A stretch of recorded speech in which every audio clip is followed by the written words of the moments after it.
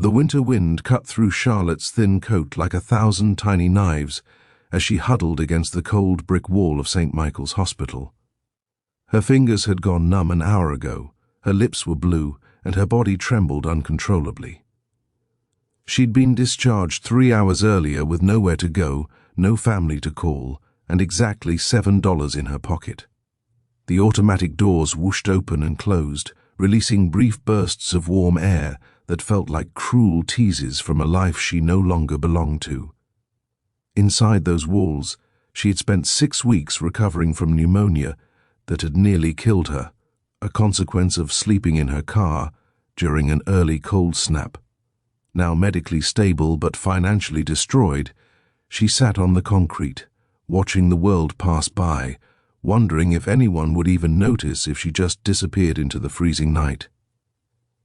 If you believe in second chances and the power of human kindness, please hit that like button, leave a comment below, share this story with someone who needs hope today, and subscribe to our channel. Your support helps us share more stories that matter. Charlotte pressed her back harder against the wall, trying to absorb any residual heat from the building. She was 32 years old, but tonight she felt ancient. 2 years ago, she had been a graphic designer with a cozy apartment and a promising career. Then, her mother's cancer diagnosis had arrived like a wrecking ball. She'd spent every penny on treatments not covered by insurance, maxed out credit cards, and eventually lost her job when she couldn't maintain the demanding hours while caring for her dying mother. When her mother passed 6 months ago, Charlotte had nothing left except grief and debt. She'd been evicted, lost her car to repossession, and had been surviving in shelters until they filled up. The pneumonia had been her body's way of surrendering to circumstances she could no longer fight. A black SUV pulled up to the emergency entrance and Charlotte watched numbly as a man in an expensive charcoal coat emerged, carrying a small girl wrapped in blankets.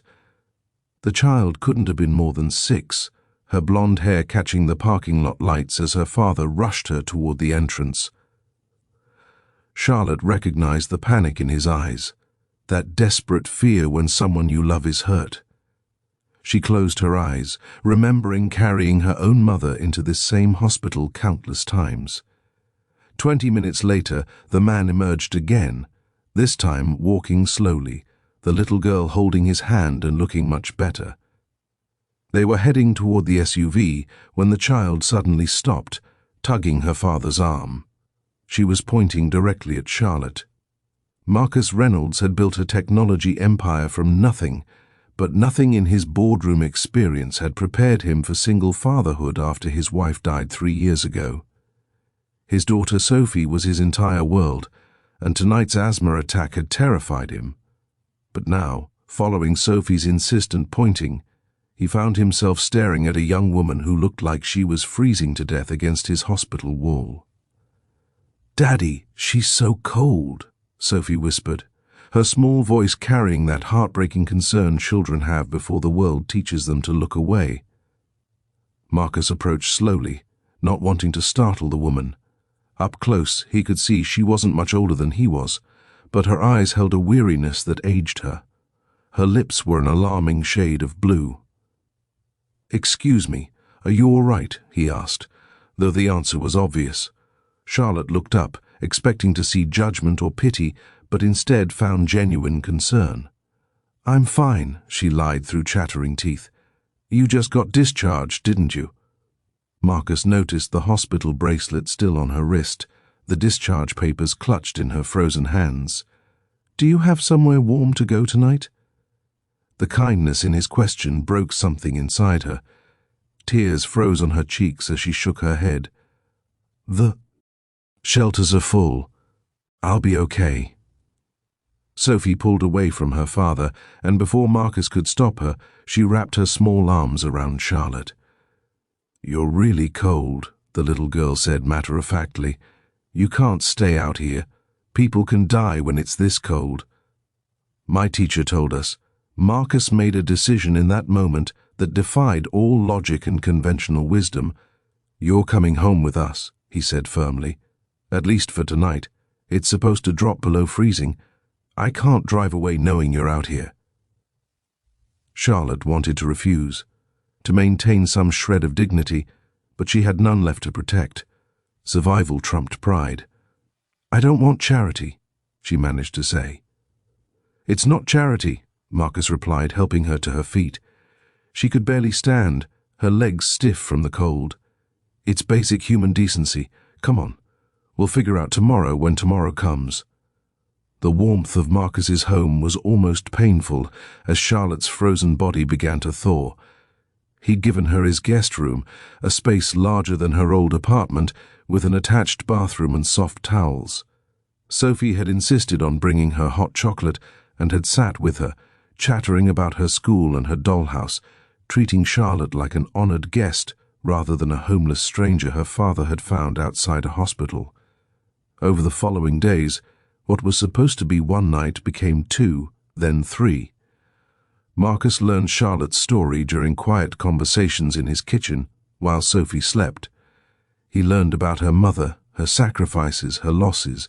He saw not a charity case but a woman who had been broken by loving too much, by giving everything she had to someone she cherished. In her, he recognized the same fierce devotion he felt for Sophie. Charlotte, in turn, discovered that Marcus's wealth hadn't insulated him from pain. His wife had died in a car accident when Sophie was 3, leaving him to navigate parenthood alone while running a demanding company.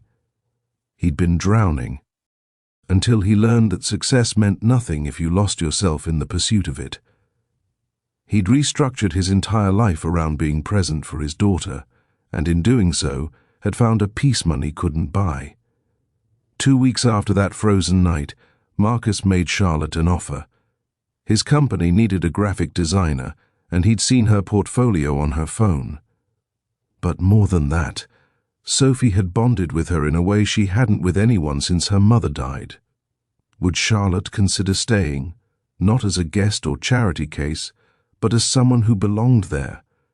If this story touched your heart, please take a moment to like this video and share it with someone who needs to be reminded that hope exists even in the darkest moments. Your engagement helps these stories reach people who need them most. Please comment below if you believe that sometimes angels appear in parking lots when we need them most.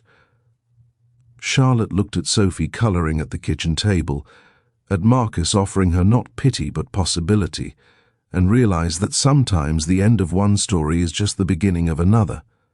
Sometimes freezing outside a hospital leads you to exactly where you were always meant to be.